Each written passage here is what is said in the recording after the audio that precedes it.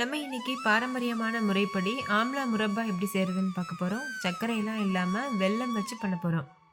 இது நீங்கள் ஒரு டைம் செஞ்சு வச்சுட்டு ஒரு வருஷம் வரைக்கும் கூட ஸ்டோர் பண்ணி வச்சுக்கலாம், கிட்ட போகாமல் இருக்கும். நான் சொல்லியிருக்க மெத்தடில் ஆசிட்டிஸ் அப்படியே பண்ணுங்கள். நெல்லிக்காவே வேணான்னு சொல்கிறவங்க கூட டெய்லி ஒரு ஒரு நெல்லிக்காய் சாப்பிட ஆசைப்படுவாங்க, அவ்வளோ டேஸ்டியாக இருக்கும். இதை நீங்கள் குழந்தைங்களுக்கு கூட தாராளமாக கொடுக்கலாம், வேணான்னு சொல்லாமல் கேட்டு வாங்கி சாப்பிடுவாங்க. ஓகே, இப்போ வாங்க இந்த ரெசிபி எப்படி செய்கிறதுன்னு பார்க்கலாம்.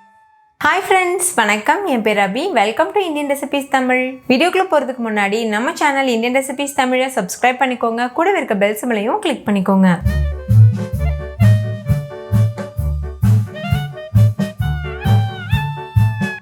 ஃபஸ்ட்டு இந்த ரெசிபி பண்ணுறதுக்கு ஒரு மிக்சிங் பவுல் எடுத்துக்கோங்க. அதில் 1 கிலோ அளவு நெல்லிக்காய் எடுத்துக்கோங்க. நான் வந்து நாட்டு நெல்லிக்காய் 1 கிலோ அளவு எடுத்திருக்கேன். இதை தண்ணி சேர்த்து 2-3 டைம் நல்லா வாஷ் பண்ணிடுங்க. கொஞ்சம் கூட அழுக்கு இருக்கக்கூடாது. இந்த ரெசிபி வந்து பெரிய நெல்லிக்காயில் மட்டும்தான் செய்ய முடியும், அரை நெல்லிக்காயில் செய்ய முடியாது. இப்போ பாருங்கள், நல்லா கழுவி எடுத்தாச்சு. தண்ணியெலாம் நல்லா வடித்து எடுத்துக்கோங்க இந்த மாதிரி. இப்போ இந்த நெல்லிக்காயில் ஃபோக் இல்லைன்னா ஒரு ஊசி வச்சுட்டு இந்த மாதிரி ஹோல் போட்டுக்கோங்க. இது எதுக்காக பண்ணுறோன்னா, அப்போ தான் அந்த நெல்லிக்காய் வந்து நல்லா ஜூஸியாக இருக்கும். அந்த வெள்ளை பாகுல வெந்துட்டு அந்த ஜூஸ்லாம் நல்லா உறிஞ்சி வச்சுக்கும். அப்போ தான் சாப்பிடும்போது நல்லா டேஸ்டியாக இருக்கும். ஃபோக் வச்சு பண்ணும்போது ஒரே டைமில் நம்மளுக்கு 4 ஓட்டை போட முடியும்ல, அதனால் ஃபோக் வச்சு நான் பண்ணியிருக்கேன். ஃபோக் இல்லைன்னா நீங்கள் சினுக்கறிக்கி ஊசி இதெல்லாம் வச்சு கூட பண்ணலாம். அதை விட ஃபோக் வச்சு பண்ணும்போது கொஞ்சம் சேஃப்டியாக இருக்கும். இந்த மாதிரி எல்லா இடத்துலையும் ஓட்டை போட்டுக்கோங்க. எந்தளவு முடியுமோ அந்தளவுக்கு கேப் இல்லாமல் ஓட்டை போட்டுருங்க. இந்த ஸ்டெப் வந்து ரொம்ப ரொம்ப முக்கியம். இது கொஞ்சம் கஷ்டமாக இருக்கும், ஆனால் இது பண்ணணுன்னா தான் பர்ஃபெக்டான ரெசிபி கிடைக்கும். பாருங்கள், இப்போ எல்லா இடத்துலையும் ஹோல்ஸ் தெரியுதில்ல. இந்த மாதிரி எல்லா நெல்லிக்காயிலையும் செஞ்சுக்கலாம். இப்போ பாருங்கள், நான் எல்லா நெல்லிக்காயிலையும் செஞ்சு எடுத்துகிட்டேன். ஒரு இடம் பாக்கி இல்லாமல் இந்த மாதிரி நெருக்க ஹோல்ஸ் போட்டு எடுத்துக்கோங்க. இப்போ இந்த நெல்லிக்காய்களை நம்ம வேக வச்சு எடுக்கணும். உங்களுக்கு ஒரு டவுட் வரும், வேக வைக்கிறதுனால இதோட சத்து போயிருமான்னு. கண்டிப்பாக இதோட சத்து போகாது. நெல்லிக்காவை நீங்கள் எந்த முறையில் பயன்படுத்தினாலும் அதோட சத்து உங்களுக்கு முழுமையாக கிடைக்கும். வேக வச்சு பயன்படுத்தினாலும் சரி, வேக வைக்காமல் உப்பு தண்ணியில் ஊற போட்டு உப்பு நெல்லிக்காய் சாப்பிடுவோம்ல, அந்த மாதிரி செஞ்சாலும் சரி, கண்டிப்பாக நெல்லிக்காயோட சத்து வந்து போகாது. அது வந்து நெல்லிக்காய்க்கே உரிய ஒரு ஸ்பெஷாலிட்டி. கண்டிப்பாக அதோட சத்து போயிடும்னு நீங்கள் பயப்பட வேண்டாம். இப்போ இந்த மாதிரி ஒரு இட்லி பிளேட் எடுத்துக்கோங்க. அதில் இது போல் நெல்லிக்காய்களை அரேஞ்ச் பண்ணிடுங்க. எவ்வளோ நெல்லிக்காய் அடுக்க முடியுமோ அந்த அளவுக்கு அடுக்கிக்கோங்க. நான் 1 கிலோ நெல்லிக்காய் எடுத்திருக்கேன்ல, அதனால் 2 இட்லி தட்டு யூஸ் பண்ணியிருக்கேன். நீங்கள் ஸ்டார்டிங்கில் செய்யும்போது 1/2 கிலோ அளவுக்கு செஞ்சு பாருங்கள், அப்போ உங்களுக்கு ஈஸியாக இருக்கும். நெல்லிக்காயில் வேறு ஏதாவது உங்களுக்கு ரெசிபி வேணும்னா கமெண்ட்டில் கேளுங்க, நான் கண்டிப்பாக டிப்ஸ் ஷேர் பண்ணுறேன். அப்படி இல்லைன்னா ரெசிபி அப்லோட் பண்ணுறேன். ஏற்கனவே நம்ம சேனலில் நிறைய வெரைட்டியான நெல்லிக்காய் ரெசிபிஸ் இருக்குது, அதுவும் செக் பண்ணி பாருங்கள். இப்போ இந்த நெல்லிக்காய்களை தட்டில் அரேஞ்ச் பண்ணியாச்சு. இட்லி பானையில் தண்ணி கொதிக்க வச்சுக்கோங்க. நம்ம நார்மல் இட்லி அவிப்போம்ல, அந்த மாதிரி தான். நல்ல தண்ணி கொதி வந்ததுக்கப்புறமா நம்ம எடுத்து வச்சுருக்க 2 பிளேட்டையும் உள்ளே வச்சுருங்க. வச்சுட்டு மூடி போட்டு மூடிட்டு ஹை ஃப்ளேமில் வச்சு ஒரு 10 நிமிஷத்துக்கு வேக வச்சுக்கோங்க. ரொம்ப நேரம் வெந்துடக்கூடாது, 10 நிமிஷம் வெந்தால் போதும். அதுக்கு மேலே வேக வைக்க வேண்டாம். அதுக்கு மேலே வேக வைக்கும்போது நெல்லிக்காய் உடைய ஆரம்பிக்கும். இப்போ 10 நிமிஷம் கிட்ட ஆயிருக்கு. ஸ்டவ் ஆஃப் பண்ணிவிட்டு அப்படியே இதை ஆற வச்சுருங்க. இந்த ஸ்டெப் எதுக்காக பண்ணுறோன்னா, அப்போ தான் நெல்லிக்காய் நல்லா சாஃப்ட் ஆகும். நம்ம வெள்ளை பாகில் போட்டு பண்ணும்போது நல்லா ஜூஸியாக வரும். அடுத்து வெல்லம் எடுத்துக்கோங்க. நான் வந்து 1 கிலோ அளவு வெல்லம் எடுத்திருக்கேன். வெல்லத்தை நுணுக்கிட்டு எடுத்துக்கோங்க.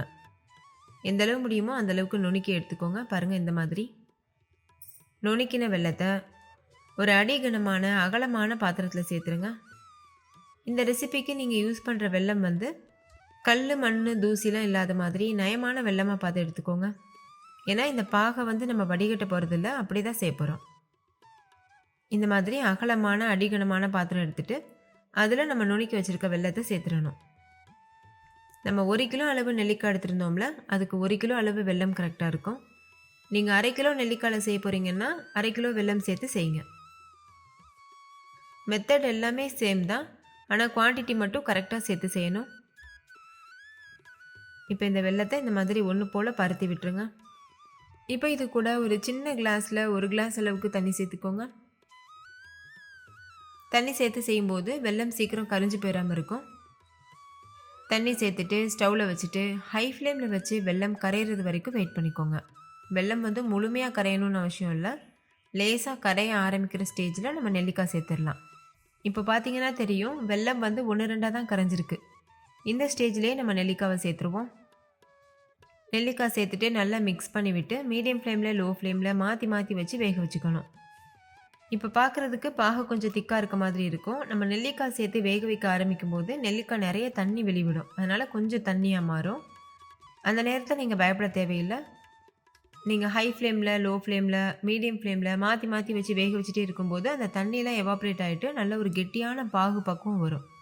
அது வரைக்கும் நம்ம நல்லா வேக வச்சுக்கணும். இது போல் நம்ம கலந்து விடும்போது நெல்லிக்காய் உடஞ்சிடக்கூடாது. ரொம்ப ஜென்டிலாக மிக்ஸ் பண்ணி விடுங்க. உங்களுக்கு வெளியில் தெரிக்கிற மாதிரி இருந்ததுன்னா நீங்கள் மூடி போட்டுட்டு கூட வேக வச்சுக்கலாம். இடையிடையில மூடி ஓப்பன் பண்ணிவிட்டு கலந்து விட்டுட்டே இருக்கணும். இப்போ பார்த்தீங்கன்னா தெரியும், நெல்லிக்காய் வந்து லேசாக கலர் சேஞ்ச் ஆக ஆரம்பிச்சிருக்கு. இந்த ஸ்டேஜில் நான் மூடி போட்டு மூடிக்கிறேன். இடையிடையில மிக்ஸ் பண்ணிகிட்டே இருக்கணும். அந்த ஸ்டெப் நம்ம மறந்துடக்கூடாது. மிக்ஸ் பண்ணாமல் விட்டுட்டோம்னா கீழே இருக்க நெல்லிக்காய்கள் மட்டும் கலர் சேஞ்ச் ஆகிருக்கும். மேலே இருக்க நெல்லிக்காய்கள் அப்படியே பச்சையாக இருக்க மாதிரி இருக்கும். இப்போ பாருங்கள், இன்னுமே நல்லா கலர் சேஞ்ச் ஆக ஆரம்பிச்சிருக்கு. ஆனால் பாகு வந்து இன்னும் கொஞ்சம் திக்காகணும். நீங்கள் மிக்ஸ் பண்ணும்போதே உங்களுக்கு தெரியும், ரொம்ப தண்ணியாக இருக்குது பாகு. அப்படி இல்லாமல் ஒரு தேன் கன்சிஸ்டன்சிக்கு வரணும். அந்தளவு வந்ததுக்கப்புறமா ஸ்டவ் ஆஃப் பண்ணிவிட்டு இடித்த ஏலக்காய்கள் ஒரு 4-5 சேர்த்துக்கோங்க. சேர்த்துட்டு நல்லா மிக்ஸ் பண்ணிடுங்க. இப்போ பாகோட கன்சிஸ்டன்சி பாருங்கள், ஒரு தேன் பக்குவத்தில் இருக்கும். அதே மாதிரி கம்ப்ளீட்டாக அந்த நெல்லிக்காய் வந்து கலர் சேஞ்ச் ஆகிருக்கும். இதுதான் பதம். இந்த ஸ்டேஜில் நம்ம ஸ்டவ் ஆஃப் பண்ணிடணும். இதுக்கு மேலே நம்ம வேக வச்சிட்டோம்னா நெல்லிக்காய்கள் கருப்பாகிறதுக்கு சான்ஸ் இருக்குது. இப்போ இதை மூடி போட்டு மூடிட்டு ஓவர் நைட் அப்படியே விட்டுருங்க. இது நம்ம டிஸ்டர்ப் பண்ண வேண்டாம், இது அப்படியே இருக்கட்டும். அந்த மாதிரி இருக்கும்போது தான் அந்த பாகெல்லாம் நல்லா உறிஞ்சிட்டு இன்னுமே நல்ல ஜூஸியாகவும் டேஸ்டியாகவும் நெல்லிக்காய் இருக்கும். ஒரு நைட் ஃபுல்லாக ஊறினதுக்கு அப்புறமா பார்க்குறக்கு இந்த மாதிரி தான் இருக்கும். இந்த நெல்லிக்காய் முரப்பா வந்து பார்க்கும்போதே சாப்பிடணும் போல் ஆசையாக இருக்கும். டேஸ்ட்டும் அந்தளவுக்கு சூப்பராக இருக்கும். கண்டிப்பாக நெல்லிக்காயோட துவர்ப்பு தன்மையெல்லாம் தெரியாமல் நல்ல தித்திப்பாக ரொம்பவே சூப்பராக இருக்கும்.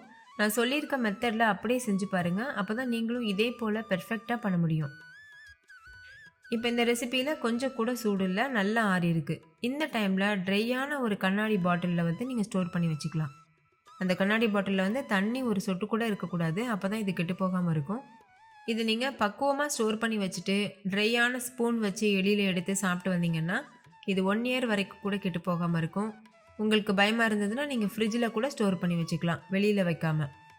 இதில் நம்ம ஈர ஸ்பூன் போட்டு எடுத்தோனாலோ அப்படி இல்லைன்னா ஈரக்கையில் அப்படியே நம்ம எடுத்துட்டோனாலோ இது கெட்டு போகிறதுக்கு சான்ஸ் இருக்குது. ஃபங்கஸ் மாதிரி அப்படியே ஃபார்ம் ஆயிரும். அதனால் அது எல்லாமே அப்புறம் வேஸ்ட் ஆயிரும். ஸோ பக்குவமாக யூஸ் பண்ணிக்கோங்க. நீங்களே பாருங்கள், பார்க்குறக்கு ஒரு குலாப் ஜாமுன் மாதிரி எவ்வளோ ஜூஸியாக இருக்குது. இது நீங்கள் குழந்தைங்களுக்கெல்லாம் கொடுத்தீங்கன்னா அவங்க நெல்லிக்கானே தெரியாமல் சாப்பிடுவாங்க. நெல்லிக்காயில் எக்கச்சக்கமான ஹெல்த் பெனிஃபிட்ஸ் இருக்குது, நம்ம எல்லாருக்குமே தெரியும். ஸோ கண்டிப்பாக இந்த மாதிரி முரப்பா செஞ்சு சாப்பிடுங்க. ஓகே ஃப்ரெண்ட்ஸ், இந்த வீடியோ உங்கள் எல்லாருக்கும் ரொம்ப பிடிச்சிருக்கும்னு நம்புகிறேன். பிடிச்சிருந்தா லைக் பண்ணுங்கள், உங்கள் ஃப்ரெண்ட்ஸ் கூட ஷேர் பண்ணுங்கள். நீங்களும் செஞ்சு பார்த்துட்டு டேஸ்ட் எப்படி இருந்ததுன்னு கமெண்ட்டில் சொல்லுங்கள். Thank you, bye bye.